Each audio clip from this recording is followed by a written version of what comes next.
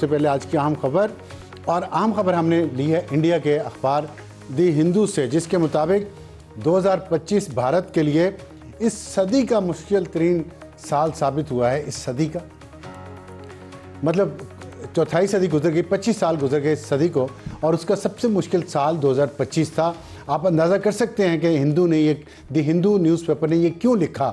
اس لیے لکھا کہ اس سال پاکستان اور انڈیا کے درمیان جنگ ہوئی اور پاکستان نے انڈیا کو شکست دی، 8 طیارے اس کے گرائے، جس کو دنیا بھر میں ریکگنائز کیا گیا، اور پھر اس کے بعد جو پاکستان نے جواب دیا اپنے اوپر حملوں کا، اس کے بعد انڈیا نے جنگ بندی کی درخواست کی، اور اس کے بعد سے پاکستان ایک مڈل پاور کے طور پہ نہ صرف ریجن میں بلکہ بین الاقوامی سطح پر ابھر رہا ہے۔ اور یہ کامیابیاں جو پاکستان کو ملی ہیں اس کی وجہ سے انڈیا کی چکا چوند گہنا گئی ہے، اور اس وجہ سے دی ہندو سمجھ رہا ہے کہ انڈیا کے لیے سب سے مشکل سال یہ تھا، کیونکہ ان کی کامیابی اور ناکامی کا انحصار اس بات پر ہے کہ پاکستان کتنا پیچھے رہ گیا ہے، پاکستان کو کتنا نقصان ہوا ہے، پاکستان کتنا ناخوش ہے۔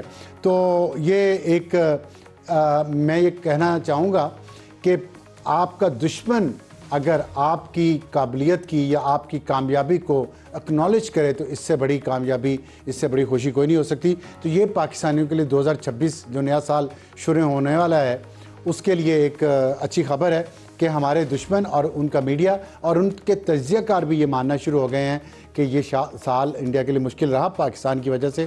پھر انہوں نے کچھ مثالیں بھی دی ہیں، اور اس پہ سب سے بڑی مثال انہوں نے یہی دی ہے کہ جو طیاروں کا نقصان ہوا اس پہ انڈیا خاموش رہا، جبکہ پریزیڈنٹ ٹرمپ بار بار اس کا ذکر کرتے رہے لیکن انڈیا نے کوئی جواب نہیں دیا، جس سے انڈیا کی ساکھ کو سخت دھچکا پہنچا۔ پھر سعودی عرب اور پاکستان کے درمیان جو دفاعی معاہدہ ہوا اس کی وجہ سے بھی انڈیا کو ساکھ کو نقصان پہنچا۔ پھر بنگلہ دیش میں جو وہاں پہ حکومت تبدیل ہوئی ہے اور حسینہ واجد کو جانا پڑا، اور اب اس وقت بنگلہ دیش میں جو حالات ہیں، انڈیا مخالف جو جذبات ہیں، وہ انڈیا کے لیے بہت بڑا دھچکا ہے۔ اور ایک بات انہوں نے بہت ساری مثالیں دی ہیں، H1B ویزا کی بات کی ہے امریکہ میں، جس پہ فیس لگا دی گئی ہے، اس کا سب سے زیادہ نقصان انڈیا کو ہوگا۔ اور پھر جو 25% اضافی ٹیرف پینلٹی لگائی ہے ٹرمپ نے انڈیا سے آنے والی درآمدات پہ، وہ 50% سے زیادہ ہو گئی ہیں، اس کا ذکر کیا ہے، اور یہ کیا کہ نہ صرف ٹرمپ بلکہ اور دنیا کے بہت سارے جو لیڈرز ہیں ان کے ساتھ مودی کے تعلقات وہ نہیں رہے جو پہلے تھے، اور وجہ پاکستان کی مئی میں جیت۔ اور آخر میں انہوں نے ایک بڑی اہم بات کی ہے، انہوں نے کہا ہے کہ دوسروں کو الزام دینا اور اپنی اصلاح نہ کرنا اور حقیقت پسندانہ پالیسی سازی، ریئلسٹک پالیسی میکنگ کی راہ میں سب سے بڑی رکاوٹ ہے کہ آپ دوسروں کو، یہ ہمارے لیے بھی سبق ہے کہ ہم اپنی ناکامیوں کا، اپنی کمزوریوں کا الزام اگر دوسروں پہ ڈالتے رہے تو ہم آگے نہیں بڑھ سکیں گے۔ اور میرا خیال ہے پاکستان نے بھی 2025 میں یہ سیکھا ہے کہ انہوں نے دوسرے دوستوں کو یا امیر دوستوں کی مدد پہ انحصار کرنے کی بجائے اپنے اوپر انحصار کیا، انڈیا کو جواب دیا ٹکا کے، تو پاکستان کی عزت بھی بنی۔ تو اپنے اوپر رہیں، روکھی سوکھی کھا لیں، لیکن اپنے معاملات کو ہم ٹھیک کریں تو عزت ہماری بڑھے گی۔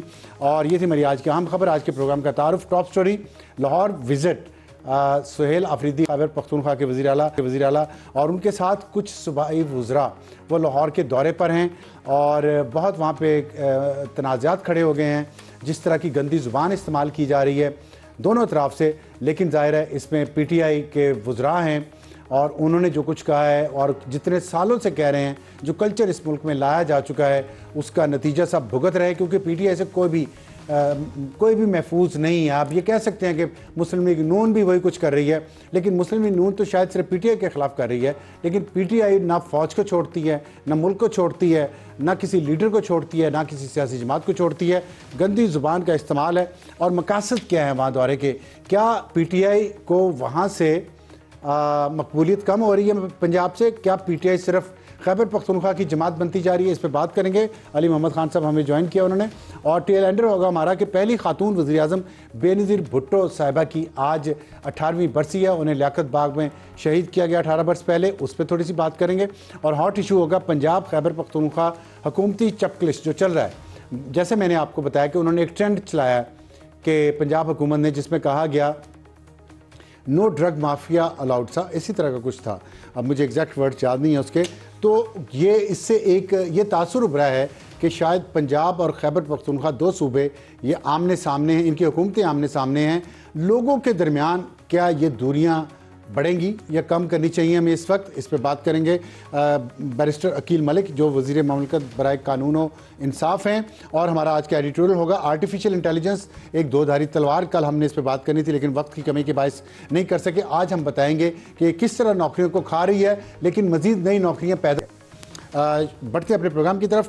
امید آپ خیریت سے ہوں گے اور دیکھ رہے ہوں گے کہ لاہور میں کیا ہو رہا ہے اور گھمسان کا رن پڑا ہوا ہے۔ یہ کیا ہے آپ کے خیال میں؟ کس طرح کا کلچر اس ملک میں آ گیا ہے جہاں کسی کی عزت محفوظ نہیں ہے؟ لندن میں کتنے سنگین الزامات لگائے جس پہ پاکستان نے احتجاج کیا ہے۔ اب پہلے پی ٹی آئی یو کے آفیشل نے اس کو ٹویٹ کیا، پھر اب وڈرا کیا اور پھر بھی اس پہ کہا اور پھر ڈیفینڈ بھی کیا ہے ساتھ۔ یہ ایک عجیب کچھ دماغی اختراع ہے آج کل، ذہنی کیا کہوں میں اس کو، کہ ایک غلط کام کو پھر ڈیفینڈ بھی کیا جاتا ہے، بعد میں جسٹیفائی کیا جاتا ہے یہ کہہ کے کہ اس کا غلط مقصد نہیں تھا، اس سے کوئی نقصان نہیں تھا، کوئی دھمکی نہیں تھی، لیکن ہم اس کو ڈیلیٹ کر رہے ہیں۔ اور پھر یہ یہاں پہ جو ہوا ہے پنجاب میں کل، اور جس طرح کی زبان مینا خان افریدی نے استعمال کی ہے اس ٹرینڈ کے جواب میں جو سوشل میڈیا پہ پنجاب حکومت چلا رہی تھی، آپ کے خیال میں پی ٹی آئی کو لوگوں کو قریب لانا چاہیے یا دور لے جانا چاہیے؟ جی بہت شکریہ۔ بسم اللہ الرحمن الرحیم، اللہم صلی علی محمد وعلی آل محمد۔ ابصار صاحب، دو انتہائی اہم نکات آپ نے اٹھائی ہیں، دونوں کا جواب ضروری ہے۔ جہاں تک وہ یو کے والے معاملے کا تعلق ہے، اوورسیز چیپٹر نے کوئی احتجاج کیا ہے لیکن وہاں اگر کوئی غیر قانونی بات ہوئی ہے پارٹی نے اس کو اون نہیں کیا، اور جو ہماری مرکزی قیادت ہے چاہے وہ بیرسٹر گوہر صاحب ہیں یا سلمان اکرم راجہ، یہ دونوں اس وقت عمران خان کو ریپرزینٹ کرتے ہیں پولیٹیکلی آفیشلی پارٹی کی طرف سے۔ تو اس سے، اور شیخ وقاص اکرم صاحب، اس سے پارٹی نے آپ کو ڈسٹنس کیا ہے۔ ہم کسی غیر قانونی کام کے حق میں نہیں ہے، پولیٹیکل پیسفل سٹرگل ہے۔ میں یہ ضرور توقع رکھتا ہوں کہ وہاں جو اوورسیز چیپٹر ہیں وہاں اس طرح کے لوگوں کو وہ مائک نہ دیں جو ایسی کوئی بات کریں جس سے پارٹی کے لیے، عمران خان صاحب کے لیے مسئلے بنے، کیونکہ پارٹی نے کبھی بھی تشدد کا راستہ نہ اپنایا نہ اپنائیں گے، بلکہ عمران خان صاحب نے خود بنی گالہ میں میرے سامنے آج سے 6-7 سال پہلے پاناما کیس کے دوران ایک بات ہمیں کی تھی کہ جس تحریک میں تشدد شامل ہو جائے وہ تحریک ختم ہو جائے کرتی ہیں۔ تو P T I is a peaceful political movement, یہ سب کے لیے کلیئر ہونا چاہیے۔ 1 نمبر 2، جہاں تک یہ پنجاب والے معاملے کا تعلق ہے، دیکھیں ابصار صاحب، ایک سمپل معاملے کو پنجاب حکومت نے خود ہی گنجلک بنایا، مشکل بنایا۔ پنجابی محب وطن اور مہمان نواز لوگ ہیں۔ میں جب بھی لاہور گیا ہوں، میں جب بھی پنجاب میں جس شہر میں گیا ہوں، مجھے کبھی یہ احساس نہیں ہوا کہ میرا تعلق خیبر پختونخوا سے ہے، بہت محبت دی ہے۔ یہ جس طریقے سے ہمارے وزیر اعلیٰ سہیل صاحب جب گئے ہیں، جو رسپانس انیشل چکری میں دیا پنجاب گورنمنٹ نے، کیا ضرورت تھی؟ ایک وزیر اعلیٰ ہیں، اپنے ساتھ وہ پارلیمنٹیرینز کو لے کے جائیں، ان کو آنے دیں، ان کو ویلکم کریں، اسٹیٹ گیسٹ کے طور پہ ٹریٹ کریں۔ اگر خدا نخواستہ ہم لوگ کوئی غیر قانونی کام کرتے ہیں پھر آپ کو جواز ملے گا۔ ابتدا غلط طریقے سے ہوئی، اور میں سمجھتا ہوں کہ پنجاب گورنمنٹ کو ہاسپٹیلٹی دکھانی چاہیے تھی، ویلکم کرنا چاہیے تھا۔ اب ہماری جو وزیر اعلیٰ ہیں پنجاب کی، مریم نواز شریف صاحبہ، وہ اگر پشاور تشریف لاتی ہیں تو جی آئیں، ہم ان کو بخیرہ لے کریں گے، ان کو ویلکم کریں گے، ہماری بہن ہے، ہم ان کو سیاست اپنی جگہ لیکن ہم ان کو ویلکم کریں گے۔ تو اسی طرح ہمارے وزیر اعلیٰ کو پختونخوا کے ان کو وہاں ویلکم کرنا چاہیے تھا۔ کیوں پنجاب گورنمنٹ نے اس کو اتنا ایک عجیب سا افیئر بنا دیا؟ پنجابی تو مہمان نواز لوگ ہیں، پنجابی تو ان کا تو دل بڑا ہے، وہ تو ایسے نہیں کرتے جس طرح پنجاب گورنمنٹ نے کیا ہے۔ ٹھیک ہے، آپ کی بات بہت اچھی ہے، مناسب ہے، مجھے امید ہے کہ پنجاب حکومت اس کو سنے گی۔ لیکن آپ نے کہا کہ ڈس اون کیا ہے پی ٹی آئی نے یو کے والے واقعے کو۔ پہلی بات تو یہ کہ 4 دن بعد ڈس اون کیا ہے جب یہ سوشل میڈیا پہ بلو اپ کیا، اور پھر اس کے بعد پاکستان نے یو کے ہیڈ آف مشن کو ڈیمارشر دیا اور یہ کہا کہ اگر آپ غیر جانبدار رہیں گے تو یہ ایک ہاسٹائل ایکشن تصور کیا جائے گا۔ تو اس کے بعد یہ کیا ڈس اون، نمبر 1۔ نمبر 2 یہ ہے کہ یہ کوئی، آپ نے کہا، ہم نے کہا کسی کو مائک نہ دیں اس طرح کے لوگوں کو، یہ تو گونگلوں سے مٹی جاڑنے والی بات ہے نا، کیونکہ اگر ہم تھوڑا سا پیچھے جھانکیں تو میں اسحاق ڈار صاحب جب لندن میں ان کا پیچھا کیا گیا، اس کے بعد قاضی فائز عیسیٰ کا پیچھا کیا گیا، مسجد نبوی میں جو کچھ کیا گیا، اور جس میں وہ چیخو جو بھی نام ہے اس کا، آپ کے وہ بہت کلوز ہے خان صاحب کے، وہ اس میں پیسے دے کے لوگوں کو لے کے گئے، یہ اور عمران خان صاحب خود یہ فرماتے رہے ہیں جلسے میں کہ میں مونچھوں سے پکڑ کے جیل میں اٹھا کے ڈالوں گا، میں اپنے ہاتھ سے پھانسی دوں گا اور پھینٹا لگاؤں گا میں، یہ الفاظ ہیں خان صاحب کے۔ میں مزید اس پہ تفصیلات اگر آپ کہیں تو میں صبح تک گنوا سکتا ہوں، یہ مسلسل ہوتا ہے پی ٹی آئی کی طرف سے، اور بعد میں کہہ دیتے ہیں ایک ہاتھ سے مار کے دوسرے سے کہہ دیتے ہیں نہیں یہ ہم نے اس کو منع کر دیا. یہ running with hounds, running with hare and hunting with hounds آپ کے خیال میں اچھی پالیسی ہے؟ افسر اعظم صاحب، یہ سوال آپ کا ایسا ہے کہ بڑا تفصیلی جواب مانگتا ہے، but I will be brief. میں اتنا کہوں گا کہ دیکھیے، کسی غیر قانونی غیر اخلاقی بات کی سپورٹ ہم نہیں کرتے. جس نے اگر کوئی غلط کیا ہے وہ اس کا ایک ذاتی فرق کیا فیل ہے. پڑتا ہے، وہ تو رہی ہے نا.